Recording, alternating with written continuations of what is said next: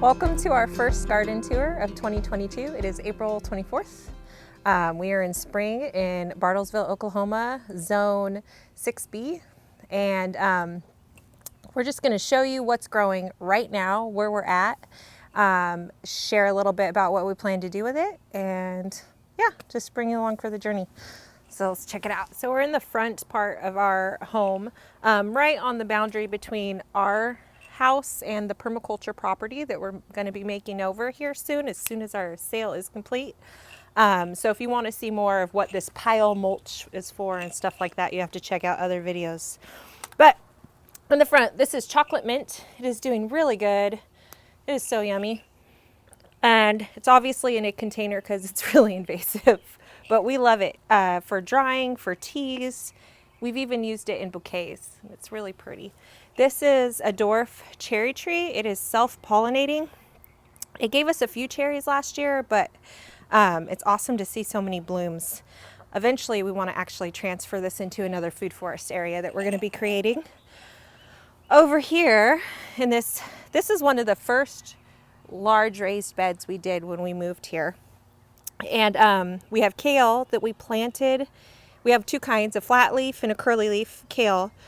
This was planted in fall of 2021, overwintered. Of course, a lot of stuff got brown and we cut it off and it came back like crazy. So we're really enjoying that. We'll have it at farmer's market. And then whatever's left, we'll be making kale chips with. Our middle son, Malachi, he calls kale the worst lettuce ever. But all of our boys love kale chips. So it's a great way to preserve the harvest and get them to eat more of it like a snack. But we are intentionally letting it go to flower for pollinators. And they just really need the early sources of food. And specifically with brassicas, they really enjoy. So we're going to be selectively saving seed from the ones that really made it through the cold winter well, and we're the slowest to go to flower, go to seed in the spring as well, so that we are saving and preserving seeds that give us the best of both the winter crop and through this going into summer. This kale, both of these varieties, we've actually saved multiple years. So this is from our saved seed from previous years. And not this winter, but the one before, it actually got down to 20 below. And the kale made it through and we were able to save seeds again. So this kale is being climatized to our area and is adapting year after year for just more productivity, and the ability to be resilient as the seasons get more intense and with changes. And so we're just really happy to be able to save it and share it and see just greater adaptation to our own environment for more productivity and longer harvests. This is garlic that we actually, every year we try and grow as much garlic as we can because we really love drying it and I like braiding it, and it's just a really beautiful thing, and we use a lot of garlic, so we need it. But we planted this in the fall, somewhere between October and November. It just starts growing off really small, and then it kind of chills for the winter, and then it shoots like in the spring. It really takes off. So we'll be harvesting this around June and planting again.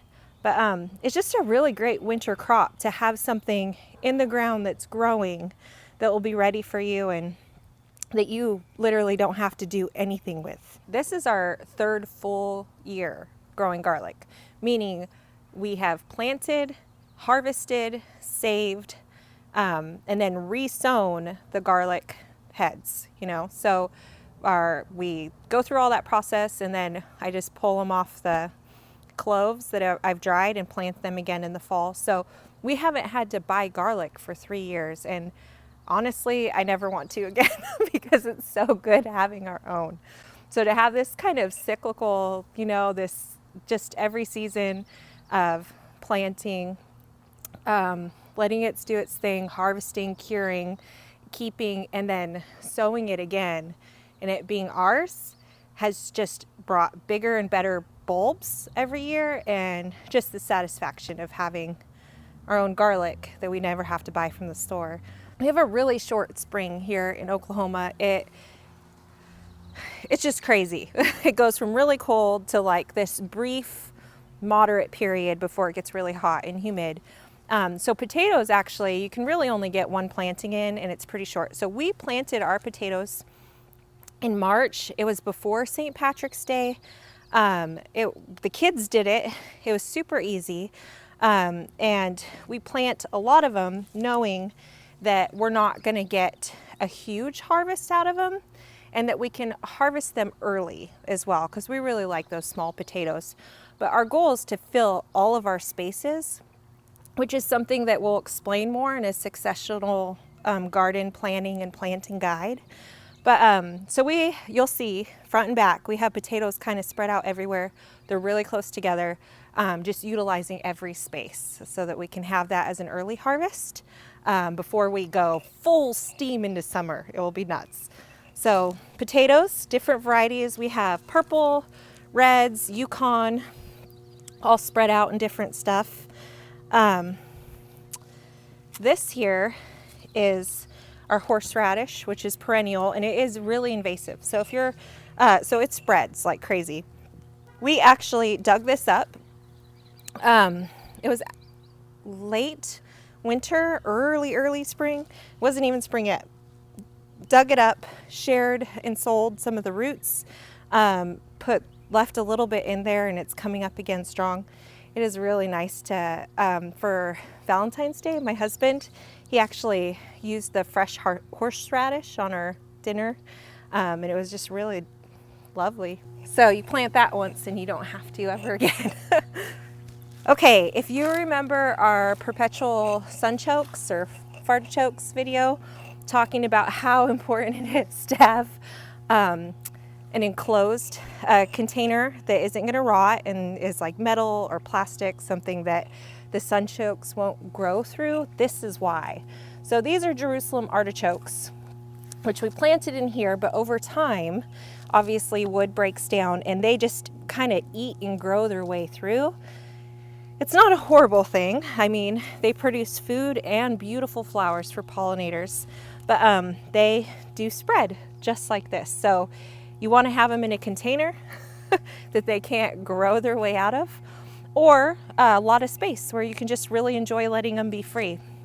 So we only left, you can see in that video how many we planted in this. It was like 5, 6 max, and so much more is going to be coming out of it.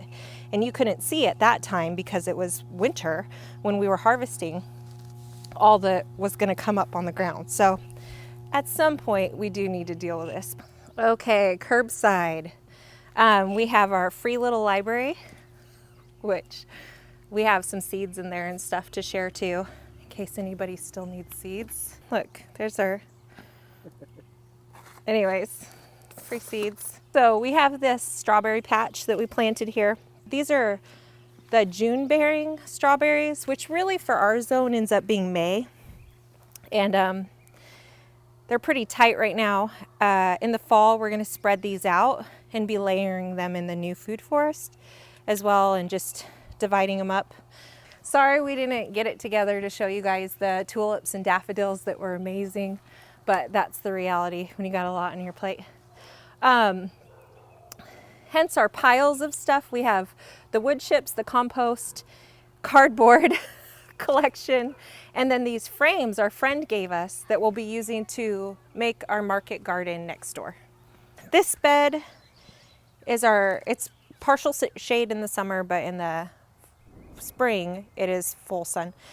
So we have bull's blood beets and then the golden beets, and a little bit of radishes on the end. It's kind of hit and miss. There's definitely something eating some of the plants. So we're gonna need to add a deterrent. Anyways, and then there's some volunteer tulips and sunflower that are coming up. So we kind of just roll with it when nature plants itself different things. Okay, so on the edge we have the saffron crocus bulbs that are, dying back and going dormant again underground. That's what all this grassy looking stuff is. daylilies that are coming back. I'm just pointing out what is actually coming up at this moment, not what's going to be here later. Of course, the daffodils and tulips dying back here. We have some volunteer sunflowers from last year that have re-sown themselves, and just some different perennial flowers. These are persimmon trees that are slowly coming back. It's kind of hard to tell, but they do have tiny buds, so they're alive. Lots of echinacea and more sunflowers that are have sown themselves. This is really exciting. Okay, so these peach trees, my husband dug up from our backyard food forest that we had planted when we first moved in, like 5 years ago, okay? And they're a dwarf variety of peaches. But they had gotten pretty big, and we just wanted to have more room back there for annuals and introduce a new food forest out front. Anyway, so we dug them up and we hauled them out here. And so they've been here 2 years now. Last year we got 2 peaches. And this also is a pretty windy zone. We get a lot of wind that rushes through here. It's very exposed. This is a more exposed area compared to our backyard microclimate. But oh my gosh, we have so many baby peaches. So they also flower a little bit different. This one flowers earlier than that one. Which you'll see because there's still the little flowers left, but they both got fully pollinated, and there's just so many baby peaches on the trees. We're excited. We know that they're naturally gonna let some fruit go, and then we'll see what we need to thin later, but it's just really exciting because we have not seen these peach trees this loaded the entire 5 years since we've planted them. So we're very excited. Look at them. So these ones got pollinated just a little bit, you know, just a few weeks earlier than the other tree, so they're a bit bigger. Now this is right on the edge of our large, you know, old pecan tree that we love. And so this is the most sun that this little food forest gets. But in the summer, it's mostly partial shade. It does get that early morning sun, and then after that, it's pretty much covered by the overstory canopy. If you remember or have watched our snow poppy sowing video, where the ground was covered in snow, and came out here and was throwing out poppy seeds because they actually love the stratification of the cold before the spring to help them germinate come spring. These are baby poppies that we sowed in that video and stuff. So they were kind of all over, but whatever variety this is did really good. So I'm excited to see those. We'll see what comes up. Those might be a different variety over there. But anyway, so it really does work. Sowing poppies in the snow. So I'm excited to see these flowers. Reality is when you like farm or grow food or whatever, you end up with a lot of stuff. So, and we had a storm last night that knocked down tons of stuff, and then we have another one that will be coming soon. And that's just the reality of where we live. But we don't let that deter us from growing as much food as we can. Coming into our backyard through the fence, we have some pretty big hackberry trees that are old, and they make this get very shady. So it's all almost full shade, say at least part shade, as foliage starts coming on and stuff. So we're pretty limited of what we can grow in this space for what period of time. But we have bananas coming up there in the corner. It's amazing that we don't dig them up and replant them or anything like that, even in zone 6B. And we just cover them with mulch. I cut them back, cover them with mulch, and they return, and we're really grateful. We really like using the leaves for to wrap tamales in, doing kind of an Ecuadorian tamale wrapped in banana leaves. Also selling them at farmers market, giving them to friends that they like to eat on them for Indian cuisine and South Asian cooking and stuff. Since they are growing in our zone, they are a hardy banana, and they don't produce fruit. They would if they had a full growing season and didn't die back every year, but they don't get to that point of fruiting. So we just really enjoy using the leaves and kind of the beauty that they add in that tropical feel during the summer. So here we have mint, and we have it contained so it doesn't go crazy, but we do enjoy that. So do our ducks. We have to keep them out of it. Lemon balm's starting to come up.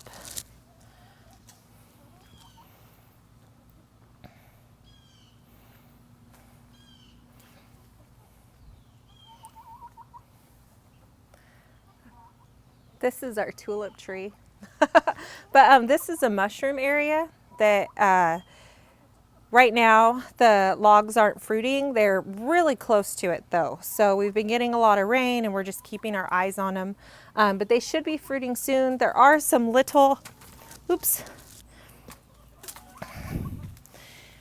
oyster pins down there. So they're starting.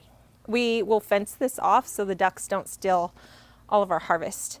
As these logs we plugged last year. So this is their first year fruiting. These ones are 2 years old, 3 years old. Yeah. 3 years old. So we've been getting a lot of harvests out of them.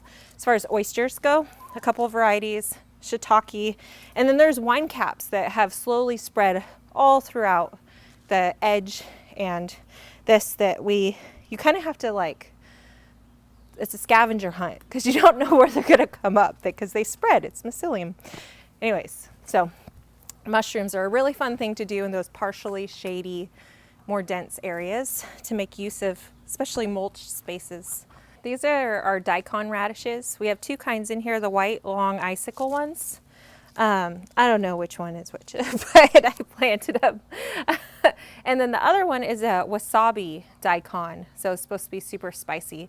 Both of them take a lot longer to grow. So they're in this bed specifically because they'll have more time. And this area, again, is going to be partially shady. So just giving them the space that they need to develop. We have lettuce that we plugged in here, and loads of potatoes. So like I explained out front, same thing. We just wanted to plug in as many potatoes as we could where we could early on. So that's what we have here. We do notice the dandelions and we love them. So actually we really want to be intentional about being able to have dandelions on our property that we know haven't been sprayed with any chemicals and that we can harvest.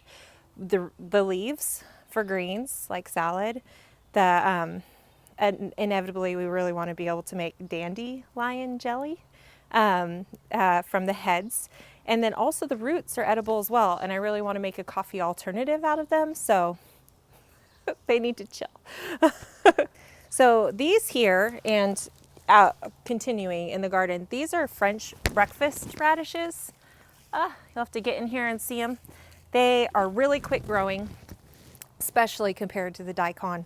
So we have the really short spring. So these are our quick growing French breakfast radishes that we really enjoy, that we take to farmers market, and that are just a kind of a quick harvest for us in the spring. Here we have Oregon sugar snap peas, and this is the same for all 3 of our trellises. Oregon sugar snap peas, which are just starting to really go, and we're really excited about. The squirrels have had a good time in here, and have been messing with our carrots that have been sown, and some of them have kind of, like with all the rain we get in the spring, sunken down. But there's carrots that were sown along here that just take a while. So this is the French breakfast radish. It's starting to rain, but that's okay because we're from Oregon, so we can handle it. Isn't that pretty? Anyway, so these will be ready for our first farmers market of the year, May 7th. Here we have a variegated lettuce. So good. We really enjoy that. Something we're going to be doing, and we will explain more within our successional garden planning, is we're going to be very selectively harvesting whole heads of lettuce and thinning the spinach, radishes as well, and then plugging in romas within this entire area. So within the next week, as spring and summer overlaps just so quickly here, we don't want to miss planting because we're ready for the next season when we can get stuff out of it now and they can grow so close together. So variegated lettuce. Again, same thing here with the Oregon sugar snap peas. The carrots we sowed here did a little bit better. This is actually a volunteer goji berry. We'll show you our big one, but they're kind of all over. And another video we're going to do is how to harvest free plants from your garden with these kind of crazy invasive perennials that we actually love giving, sharing those babies. So it's not a bad thing when plants spread, as long as you know where to put them and how to move them and share them. On this side, these are our wicking beds. Like I said, we've plugged in tons of potatoes, which we'll harvest and a little bit early, and then we'll be filling this with some others really great summer crops. So this whole area is actually a microclimate because of the brick wall. So we get a lot of just intense sun in the summer coming from the west in the evening, and it just heats up this brick, and so it really keeps this area warm. So you can see these potatoes are a little bit ahead of the potatoes that were even out front, and will continue to be. Here again, this is our little, we couldn't really do the whole herb spiral thing, from permaculture stuff because of our space. So we kind of did it a bit more terraced. This tarragon, this actually returned from last year. So, which is pretty awesome that it made it through the winter here, because this is such a protected microclimate. And oregano that we plugged in, that's just super heat loving. Rosemary, actually rosemary doesn't really grow well in our zone, specifically because we just get a huge drop in the winter and the summers are so hot. But it does great here because of the protection, not only from the fence line, but the radiant heat from the brick and just having this little protected area. So this rosemary is 3 years old. We have not seen it anywhere else in our area. We enjoy it. My husband actually makes an amazing rosemary creme brulee that we sell at market and by request. And so we're happy to see new growth and that it made it through another winter. So we'll be propagating this actually to use a lot more in our next permaculture property. Oh my gosh, it smells amazing. I touched it and then it whiffs up. Here we have another tunnel. So here we have the sugar snap peas again, some more radishes. This is actually a different kind. We also have volunteer beans, which this was our bean trellis last year, and some fell in the ground. They made it through winter and they're growing voluntarily, even though we just made it past our last frost. So they've been growing early. But pregnant woman crouching. Look at that. Isn't that so pretty? I don't know what it is, but I just love purple vegetables. And for some reason, whether it's sweet potatoes or carrots or radishes or whatever, purple root crops do really good here. I don't know what it is, but every variety that we've grown that is purple has outdone the other ones. And I don't think there's any scientific proof of that. But for us, I love growing purple stuff, whether it's beans, anything. Isn't it weird how they always say red for stuff, but it's really purple? Red onion, red cabbage, and they're totally purple, but I'm gonna give it a try. It's really mild and good. We ate that French breakfast one we harvested too. If you're not this one's spicier than that. If you're not radish person, the French breakfast is awesome. It like has no spice whatsoever. This has a little bit, but it's like really mellow. And it's like a good flavor. Let me see if they'll eat the, here, duckies. Yeah. Are you gonna share? No. Oh. Here, I gotta give some comfrey. I don't like people being left out, or animals. There you go, that's for you.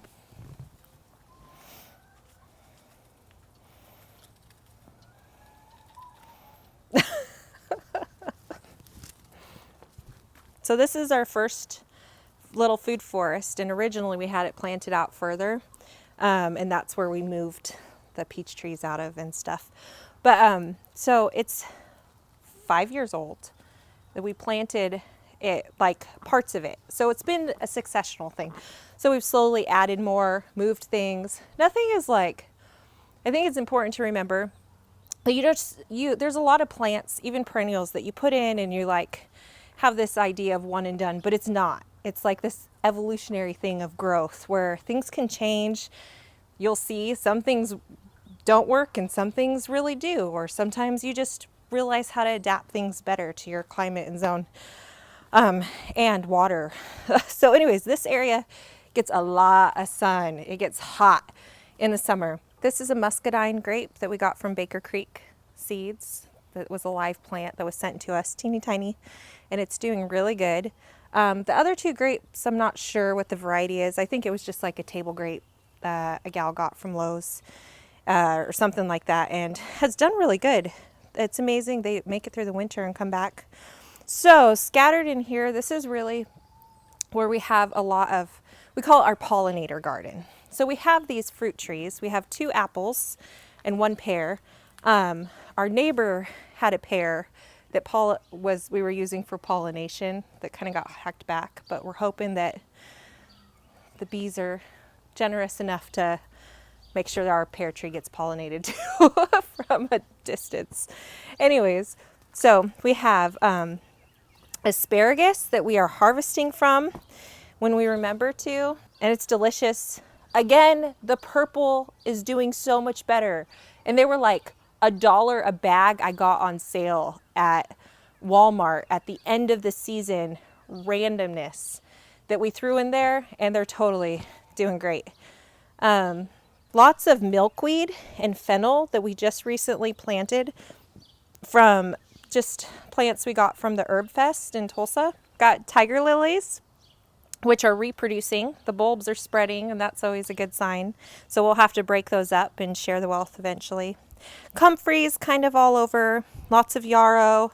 Again, the milkweed and fennel. For the most part, our goal is to keep this kind of low and tight with perennials that are great for pollinators. So that's the plan. Okay, so in this corner, our goji berry that has done very well and continues to produce babies. So these will get dug up in our free garden. Plants and shared at farmers market. These blueberries last year did not produce at all. In fact, it was just such a hot, dry summer, and we hadn't like amended the mulch, acidic wise and all of that last year.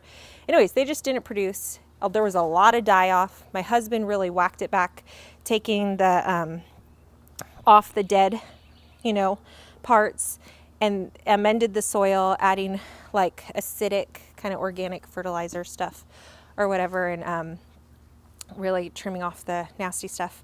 But this year, there has been so many bees on this.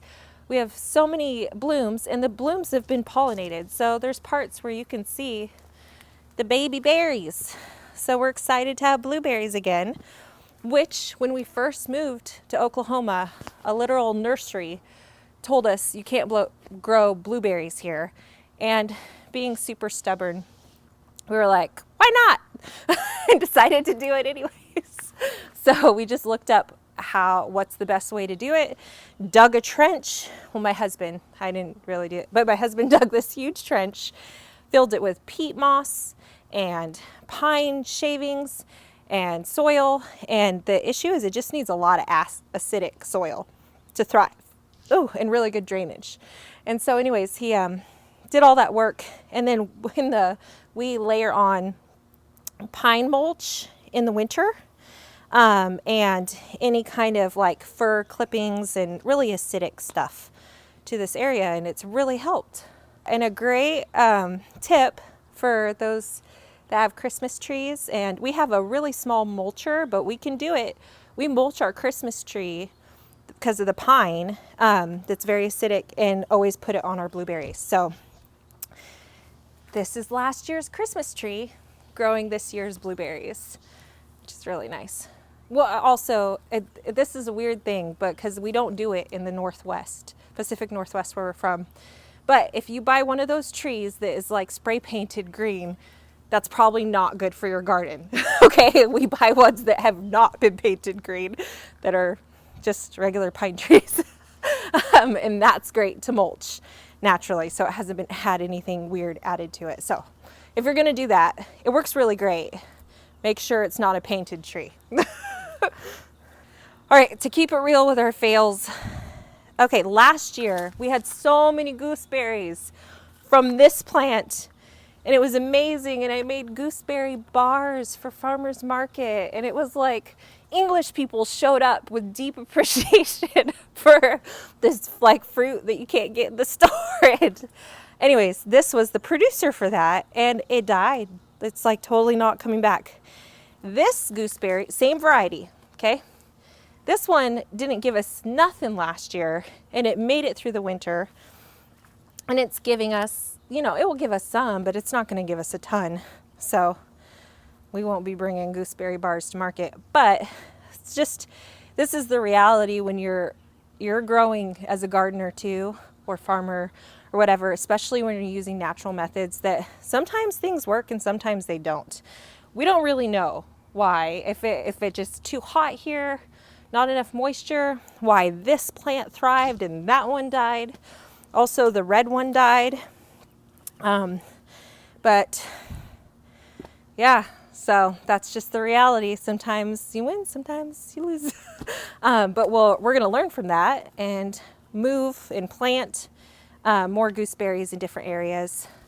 So these are white icicle radishes. More of an example of successional planting. So we sowed these later than our other radishes so that we would get another harvest this spring. And they'll take a little bit longer too. Then we have our spinach. This is a large leaf spinach that is doing amazing. Yeah, and we'll be harvesting some more very soon. I picked out of that yesterday and today, and then we'll be harvesting more here.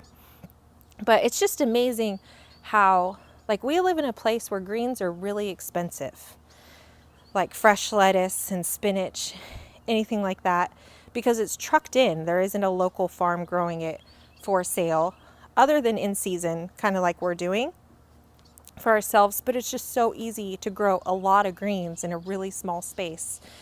And spinach is second on our kids' list after that lettuce. So we try to grow a lot of it. So in our elderberry patch, we got 2 elderberry plants. That was 4 years ago. We planted them and they have spread. So I think the original one is like this and that. And then they spread by the roots. And we also take cuttings in the winter to give those away to friends and stuff, to really encourage them to grow their own medicine, especially where we're at. These are pepper plants. My husband actually potted up from last year. They're pretty special varieties from Peru and Brazil. Boquinho, and I don't know the name of the other one. But so he potted these up from last year. We kept them inside, and we're bringing them back out, and then they'll be transplanted. But the fact that peppers can actually be a perennial plant and last for years if they're kept in a tropical or right kind of environment is something we really want to, because we started these from seed, they had a very low germination rate and they took forever to produce fruit. So we want to extend that effort as long as possible. But we're also starting to harden off our tomatoes and eggplants and other peppers and jicama and stuff too, in this area that gets dappled light, and just to help them prepare for summer. But so this is our first garden tour, and we are going to try our best to do one once a month. It's about what we can handle right now, but we hope that you'll join us. If you're not subscribed, be sure to do that so you don't miss anything, and we'll try and bring you lots more garden tours, not just of our home but of others, and things in the community to get plugged into, and really just more resources to help you be more resilient at home as much as we want to be for ourselves too. Anyways, thanks for joining us.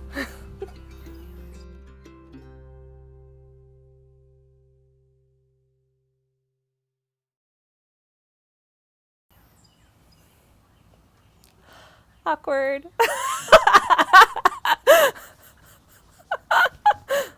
Are you done? I don't even know when you're done, Phil.